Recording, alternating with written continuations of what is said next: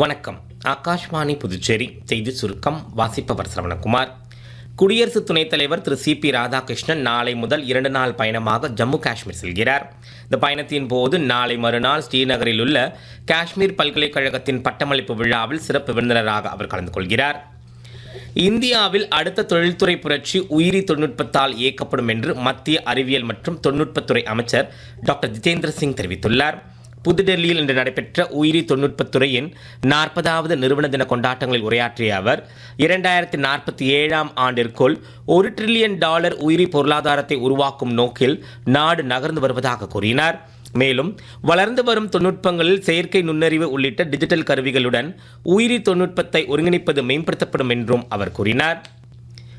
தெலங்கானாவில் 4 உயர்மட்ட நக்சலைட் தலைவர்கள் இன்று ஐதராபாத்தில் காவல்துறையினரிடம் சரணடைந்த ஒவ்வொரு நக்சலைட் தலைவருக்கும் டிஜிபி சிவதர் ரெட்டி 25 லட்சம் ரூபாய்க்கான காசோலையை வழங்கினார்.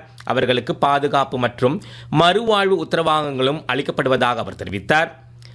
நியூயார்க் நகரில் 150 ஆண்டுகளில் இல்லாத அளவு மிக மோசமான பனிப்புயல் தாக்கி வருவதால் அங்கு அவசர நிலை பிரகடனப்படுத்தப்பட்டுள்ளது.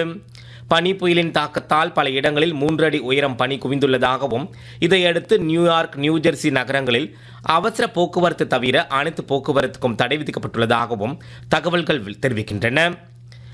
ஐசிசி ஆண்கள் T20 உலகக்கோப்பை கிரிக்கெட் தொடரின் இன்றைய ஆட்டத்தில் பாகிஸ்தான் அணி 20 ஓவர்களில் 9 விக்கெட் இழப்பிற்கு 164 ரன் எடுத்துள்ளது. 165 ரன் எனும் வெற்றி இலக்கை நோக்கி களமிறங்கிய இங்கிலாந்து அணி சற்று முன் வரை 1 ஓவரில் 1 விக்கெட் இழப்பிற்கு 3 ரன் எடுத்திருந்தது. இத்துடன் செய்தி சுருக்கம் நிறைவு பெறுகிறது.